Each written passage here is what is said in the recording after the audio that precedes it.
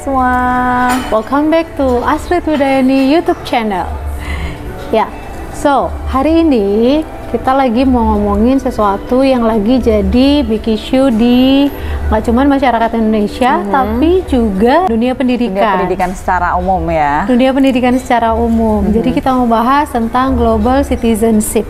Global citizenship itu banyak yang memaknai sebagai sebuah payung besar dari individu ataupun komunitas yang mereka mampu berperan di ranah global dalam hal politik, environment, dan lain-lain.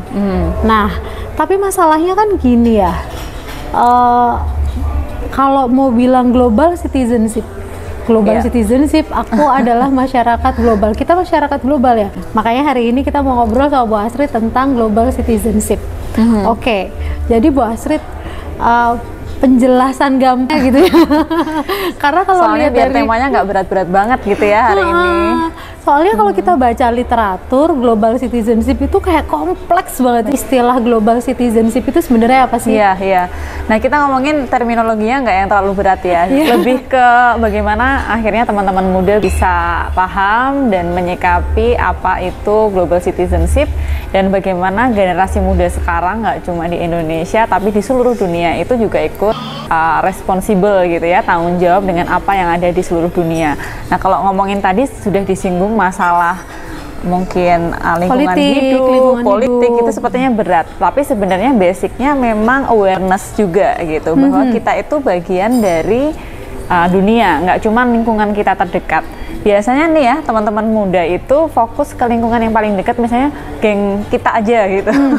Atau mungkin komunitas di kota-kota tertentu, di kota kita masing-masing. Kalau sudah tahu bahwa konsep global citizenship itu dari seluruh belahan dunia gitu, dimanapun memiliki value ini gitu. Agak susah ya, karena kan kita terbiasa hidup berkelompok ya.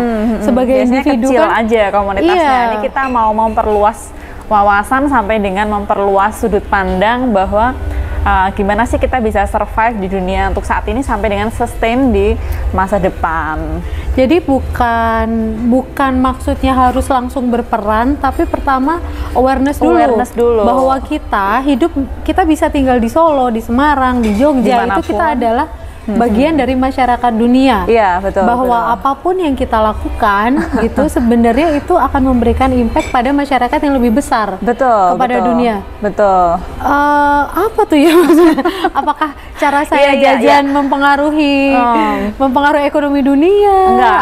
Jadi lebih simpelnya gini sih ya teman-teman, bagaimana akhirnya kita walaupun di lingkungan terkecil sekalipun ya, kadang kita tuh merasa ada perbedaan dengan komunitas lain ya, atau di wilayah-wilayah lain yang kita menjadikan itu sebuah masalah, gap atau bahkan konflik ya, jangan sampai, tapi memang terjadi di seluruh dunia seperti itu.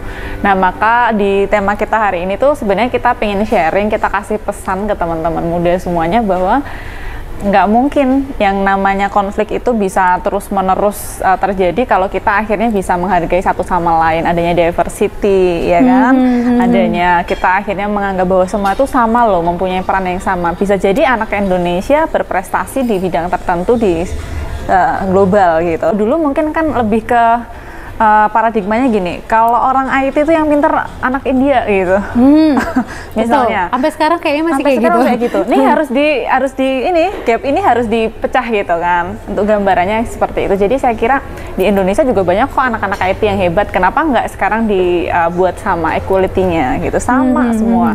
Di bidang nggak cuma di IT tapi di segala hal, semua kompetensi. Jadi broaden mindset gitu. Broaden mindset, broaden opportunity, dan juga ada responsibility, dan itu tadi ya, ada rasa saling menghargai satu sama lain.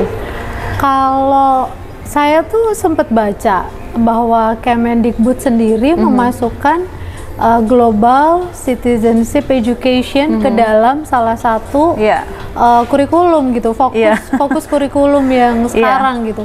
Kenapa menurut Bu Astrid sendiri, kenapa sih global citizenship education ini harus ditularkan, masuk ke dalam kurikulum, harus diajarkan gitu, harus diimplementasikan oleh dari usia sedini mungkin gitu. Kenapa tuh?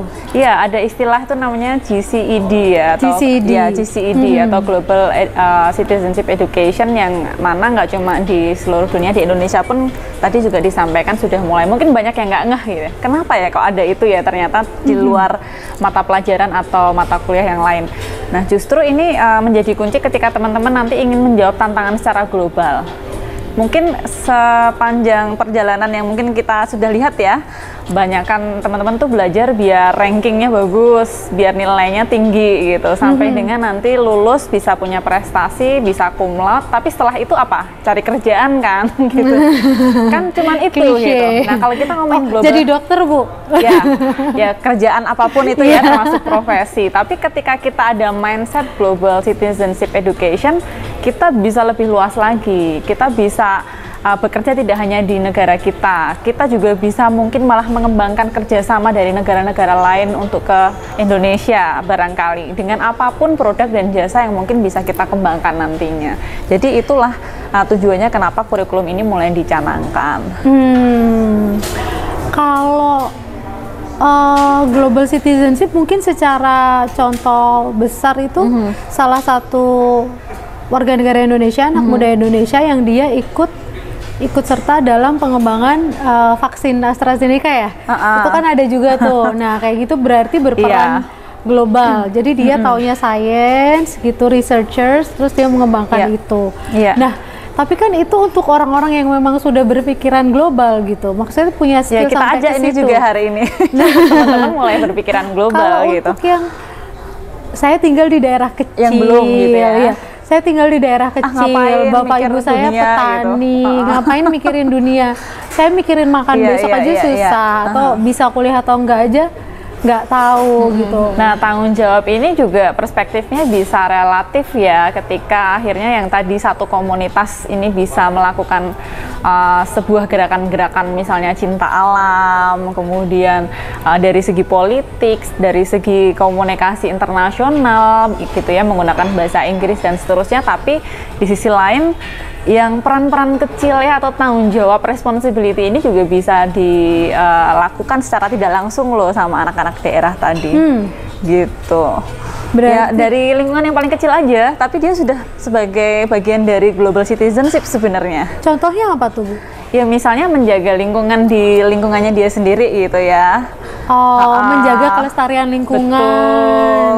Itu termasuk berarti sudah berperan kepada kelestarian lingkungan di dunia juga, karena kan ya contohnya mungkin kayak yang di Kalimantan itu juga ya, Bu ya. Kalau misalnya penduduk atau anak muda di sana lebih berperan gitu, berarti hutan kita kan less cut nih gitu kan. Berarti oksigennya lebih banyak gitu ya. Tanggung jawab sosial bisa dibilang seperti itu. Dan yang pasti tujuan akhirnya adalah sustainability atau keberlangsungan. Jadi nggak cuma sekedar oke, kita kumpul-kumpul, kita melakukan hobi kita, tapi kalau sebuah komunitas itu baik dari skup yang kecil maupun yang tadi kita ngomongin ke global, dia melakukan sesuatu yang sifatnya nanti tujuannya adalah keberlangsungan, nah itu sudah menjadi bagian dari global citizenship. Gitu. Menarik sih, ternyata perannya bisa sekecil itu. Nah, ini mengingatkan saya soal beberapa waktu lalu sempat ngumpul sama anak-anak komunitas itu ketika kita bicara tentang dunia itu seakan-akan ngapain sih gitu loh. The way they look at things gitu masih banyak seperti itu. Maksudnya untuk anak-anak di daerah ya gitu. Ya aku tuh cuma mau mikirin besok lulus kerja makan. Nah, ternyata pesan dari Bu Astrid tadi, bahkan dari hal-hal kecil yang kita lakukan setiap hari, dari yang menjaga lingkungan, kemudian membuka wawasan orang-orang di sekitar. Betul. Mungkin kalau di dunia politik kita bisa mulai ngobrol sama orang tua untuk mengurangi hoax ya. Nah, itu juga termasuk sebagai ini ya, kontribusi kepada masyarakat dunia. The misunderstanding around the society itu kita take control gitu. Pasti jadi minimal gitu. Jadi lebih minimal. Adanya toleransi, adanya saling memahami yang kita bahas di awal tadi. Berarti bisa disimpulkan bahwa global citizenship untuk anak-anak muda sekarang itu nggak usah dipandang sebagai sesuatu yang kewajiban muluk-muluk gitu. Enggak. Tapi think globally berarti stay relevan, balik lagi ke channel Tayangan sebelumnya, kita yang tayangan sebelumnya tentang how to be relevansi. Jadi think globally supaya bisa berpikir secara global, tapi actionnya locally. Betul. Ya, ada tuh temen saya yang dia di keluarganya mulai pakai panel surya untuk listrik gitu. Yeah. Jadi dari situ yang aku nggak bisa ngapa-ngapain, ya udah yang aku bisa ini aja gitu. Itu juga termasuk sekali. udah berperan ya. Betul sekali. Jadi kesimpulannya itu tidak hanya apa yang kita lakukan yang act tadi ya, tapi juga think-nya ini harus kita berpikirnya, mindset kita harus kita perluas secara global dulu, baru nanti kita bisa act-nya juga nggak gampang hilang identitasnya. Jadi kalau misalnya ke barat-baratan nggak harus kita yang jadi bule semua rambutnya langsung jadi blonde atau kulitnya harus warna ini itu, enggak gitu. Semua tuh sama, manusia mempunyai ciri khas masing-masing. Justru kalau kita aware, kita mindset kita udah kita buka, akhirnya kita jadi banyak banyak memahami dan jadi cantik gitu. Keindahan yang sesungguhnya di dunia itu adalah perbedaan. Karakteristik diversity itu sebenarnya bikin cantik gitu, bikin semuanya tuh tampak indah. Karena kalau seragam bosen. Jadi kalau kita ke negara-negara tertentu, kita kemarin juga sempat ngobrol ya di video kita sebelumnya mengenai traveling, hobi saya traveling itu. Jadi sekarang saya tuh kalau ke Eropa udah hafal. Oh ini orang ini orang ini, karena ya memang mereka itu being their selves yang nggak dirubah-rubah warna rambutnya atau mungkin kulitnya gitu. Jadi ya bangga aja sama diri kita sendiri. Apa yang mereka miliki. Itu juga bagian langkah kecil untuk kamu jadi global citizenship loh. Iya. Jadi tidak menghapuskan warna yang memang sudah disematkan pada kita gitu, individu masing-masing. Nah, tadi kan sempat dibahas tuh bahwa relevansi harus think globally. Gimana tuh caranya think globally tuh?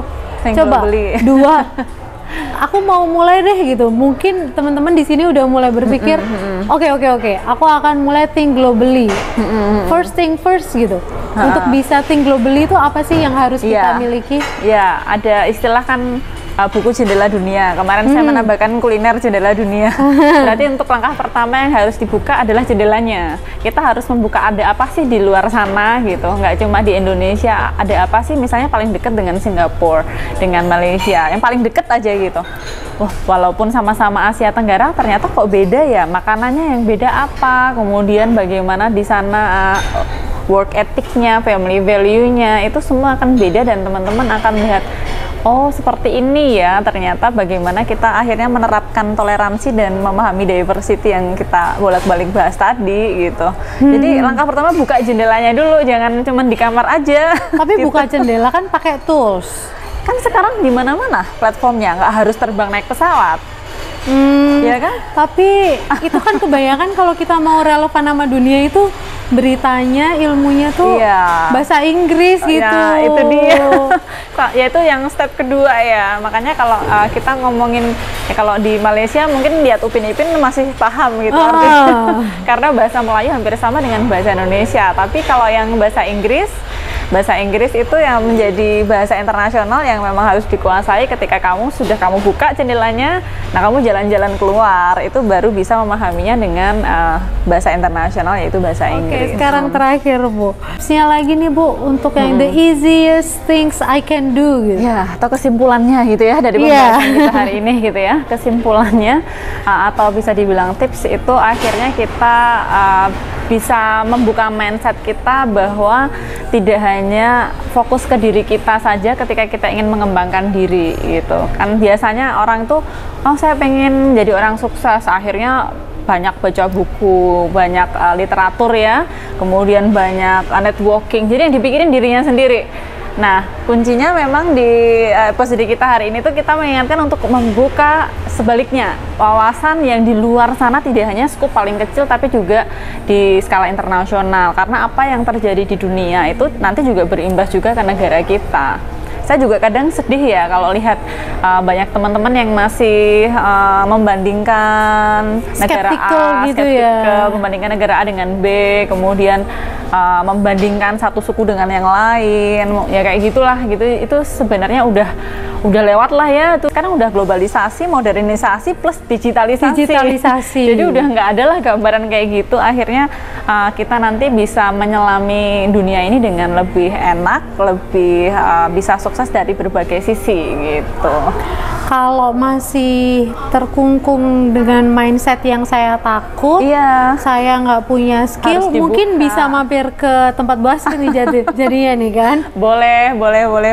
Kebetulan selain di pendidikan tinggi, kita juga ngembangin program pengembangan diri dan penguatan soft skill untuk anak muda, plus ada lembaga kursus pendidikan bahasa Inggris. Nah tuh, berarti dari tadi nanti bisa dicek ya ini ya di sini ya. Gitu.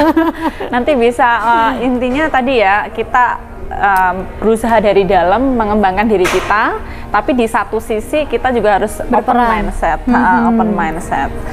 Oke, thank you banget Bu Astri. Semoga bermanfaat ya. Kalau untuk materi tentang relevansi, kemudian bagaimana memulai untuk pertama kali, bisa lihat di channel-channel sebelumnya itu ada. Jangan lupa like, subscribe, komen. Pokoknya kalau ada topik yang pengen ditanyain, silahkan tulis di kolom komen. Iya, terima kasih semuanya.